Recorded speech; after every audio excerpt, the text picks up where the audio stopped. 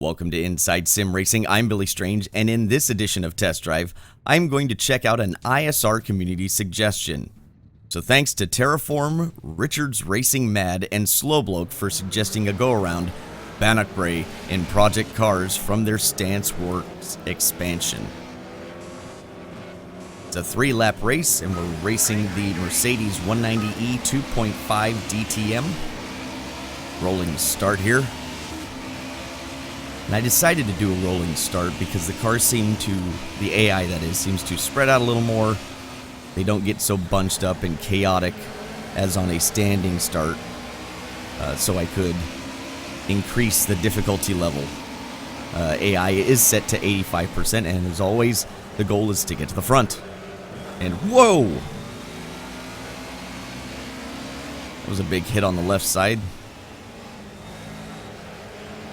But once again, I'm driving the Mercedes. You got a BMW and a Ford, all in the Group A touring cars.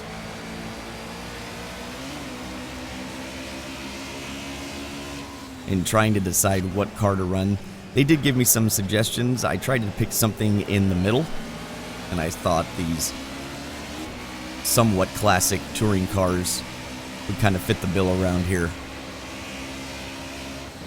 I made some setup changes, so if you're curious about the setup changes that I made and what effect those have, I will do a short little explanation right after this race is done.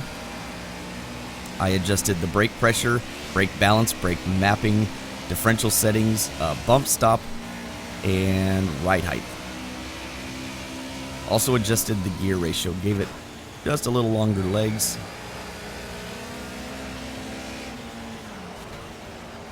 Setting is amazing. Rolling through the hillsides, this almost reminds me of like the Isle of Man TT. And that's a spot where you can make up a lot of time on the AI.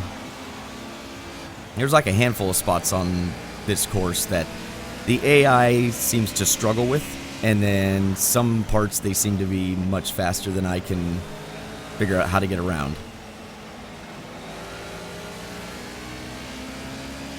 Going over the bridge here, this is the overpass, and then they just kind of pull to the right and slow down a bit.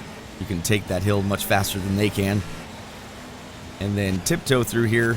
It's fairly flat with some rises in it. You have to play with the throttle and make sure you're not dead stick with the throttle, otherwise it'll get a little oversteer there. Otherwise you will light the tires up, and that is primarily the main attraction, I guess you would say, of the track. Is there's a lot of undulations, and so you cannot keep your foot pinned. All those bumps will definitely upset the car. Yeah, yes, I am going to get past them. Once again, that's slightly off camber there, and then you've got these small rises, so if you're steering and going over them, you need to roll out of the throttle just a little bit, otherwise the car will get sideways. Mercedes is pretty fun to race around here. It's definitely exciting. Not so out of control that it becomes frustrating, but just enough that it provides a very nice challenge if that's what you are looking for.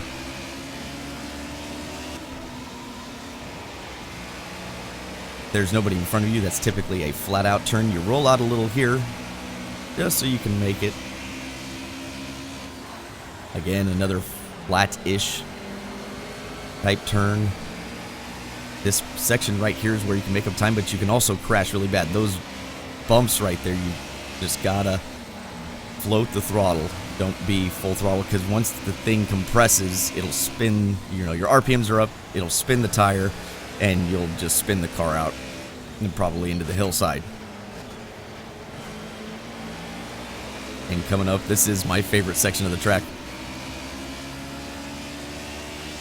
Just cut it real close, fly right over the curbs of the sidewalk, get a nice run on them. Get off a little early, keep it in 5th gear, make that turn.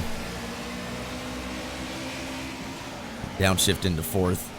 And this is almost Laguna Seca-esque. It's a little longer left-hander, but it gives you that feeling of going downhill and making the corkscrew. Pass another car there. Just leave it in 6th gear, tap the brake, be nice and easy on the throttle through this section. Back into 4th gear, and then just leave it in 4th going around this turn. Once again, another off-camber turn. Very easy to get to the throttle too soon.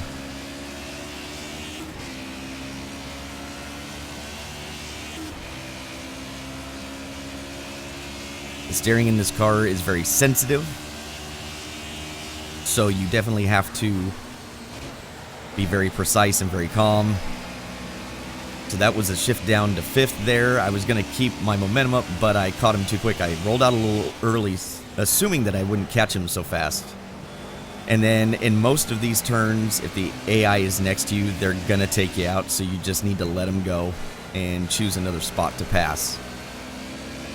That's also another tricky right-hander that can catch you out if you got too much speed. This is up and over a crest, so just pedal it just a little bit. Gave him a little bump, moved him over. We're on our last lap here. Ooh, came back at me on the outside. Gave me a little bump. Why, thank you, Mr. Engineer. There you go. We see we're flat out there. Not going to try and pass the BMW here. Running 5th. Cut off a little early, make the corner nice and clean.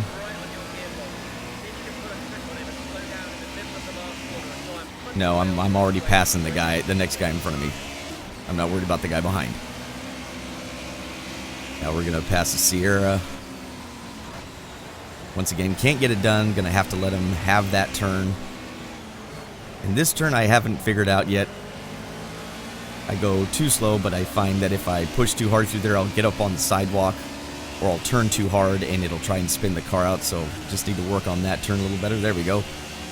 Past the Sierra.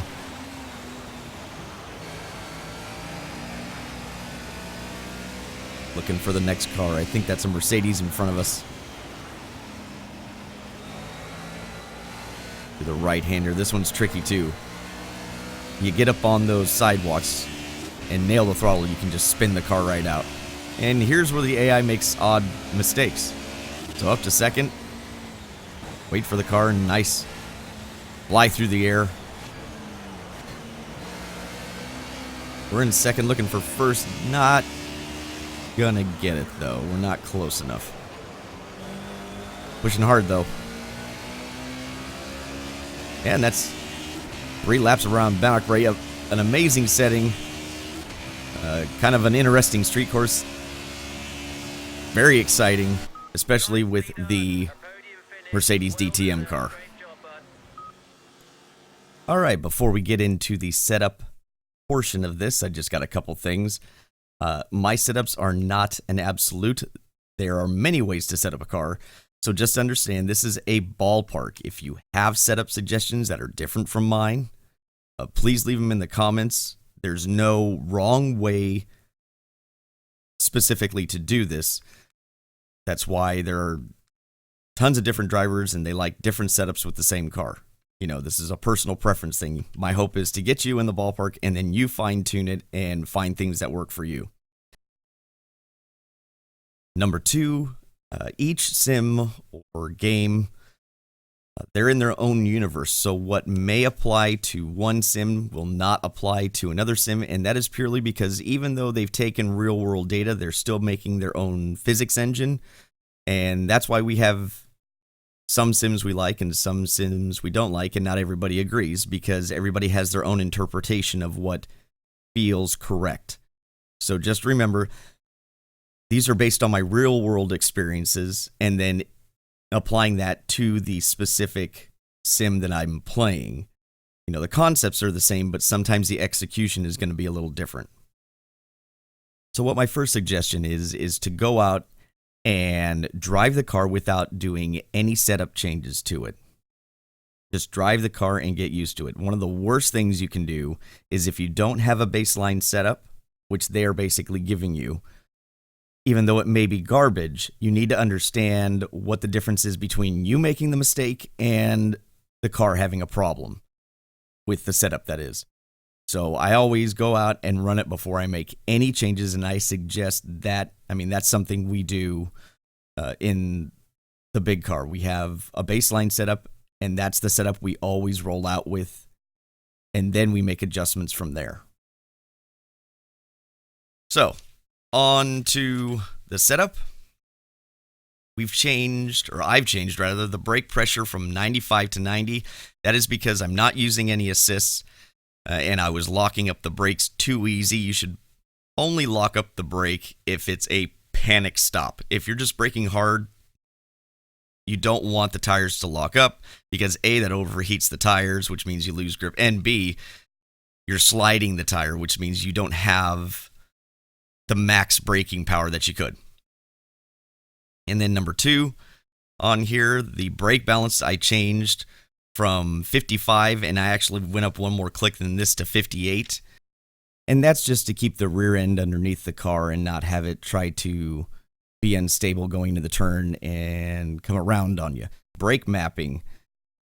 So like what it says here, read your descriptors, and it's telling you that in the instance of hard braking, what it does is it applies a little throttle, which will stabilize the car. This is often what we do when we race a sprint car. We don't typically lift completely off the throttle. What that does is it unloads the suspension and it upsets the car. But in this case, I went from 3 down to 0 because I like the car to rotate going in. And if I want the car to push going into the turn and keep the suspension loaded, then I will keep the throttle on. If you feel the car to be unstable going to the turn, you can always try and leave it at that setting or maybe apply a little more. But for me, I like the car to rotate and I want to dictate what the car is doing, not have something else help me, so I put it down to 0. Next up is the differential, and we'll start by saying the setup for a front-wheel drive, all-wheel drive, and rear-wheel drive car is going to be different. So this applies to rear-wheel drive cars. So what I can figure out is when their percentage goes higher, that means it locks the rear end quicker so that instead of one wheel spinning, both wheels spin, and that's under acceleration. So I didn't change the acceleration lock, but what I did change is the limited slip decel lock. I went from 45 to 25, and the reason for that is, once again, I want it to rotate into the turn. So what happens when you're on the brake is that at a certain point, it uncouples, in a sense, both rear tires, and the one will freewheel and allow the car to rotate. But this can also cause oversteer. So this is a personal preference thing. So what I want to stress is that I brought it down to 25 because, once again, I want to dictate what the car's doing going into the turn. I don't want it to push necessarily. It may make the car more stable. So if you're having a hard time with the car going to the turn and maybe braking loose on you, getting the back end to come around, what you want to do is go the other direction. Increase the decel lock so that the back wheels stay connected, in a sense, longer. It will make it harder to turn. It's like a live axle. All right, next is ride height.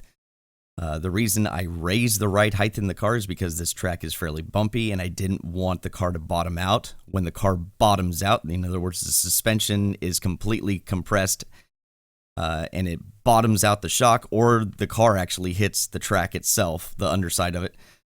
It can cause it to lurch sideways. It can cause it not to brake correctly.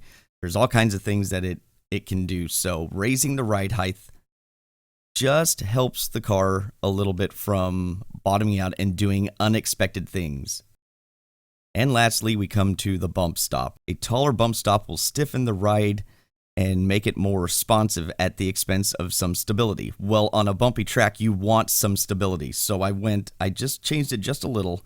I went one size down on the front and one size down on the rear. So 25 to 24 and 20 to 19, just to give it that little extra room. It may not be as responsive, but you need the stability on this track because it's so bumpy. The slow bump and fast bump rates we'll get into another time. That deals with compression and rebound rates. Again, hopefully that's helpful. Hopefully that gets people in the ballpark when tuning their cars. As always, I want to thank you for making it this far in the video. If you enjoyed the video, please click that like button. And if you have a suggestion for our test drive series, please leave a comment in the comments section below. Thanks so much for watching, and take care.